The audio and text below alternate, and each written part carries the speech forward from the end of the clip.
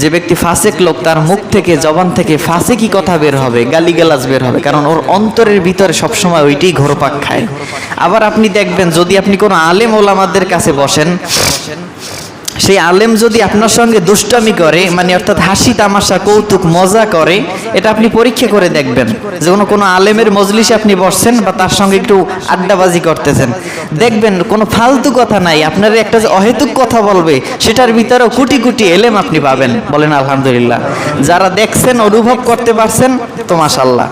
আর ওস্তাদরা যখন, দুইজন ওস্তাদে যখন এক জায়গায় দাঁড়াইয়া মজা করে, কথা বলে, তা আমরা ছাত্ররা মাঝে মধ্যে ওইটা পাশে যাই একেবারে তাকাইয়ে থাকি যে তারা যে দুষ্টামি হাসি তামাশা মস্কারি করে, ওইটা দেখি, কারণ তাদের মস্কারির ভিতরে কোন ফাঁকে এমন একটা মজার কথা বলবে, ওইটার ভিতরেই হাজার হাজার এলেম লুকায়িত আছে। কাজী যেই পাত্রের মধ্যে পানি আছে, নাড়া লাগলে কি বের হবে? যার ভিতরে এলেম আছে, আদব আছে, তরবিয়ত আছে, ভালো আচরণ আছে, আদর্শ আছে, তার যখন নাড়াচাড়া হয়, কথা বলে, তার ভিতর থেকেও ওই ভালো আদর্শই কিছু আপনি শিখতে পারবেন।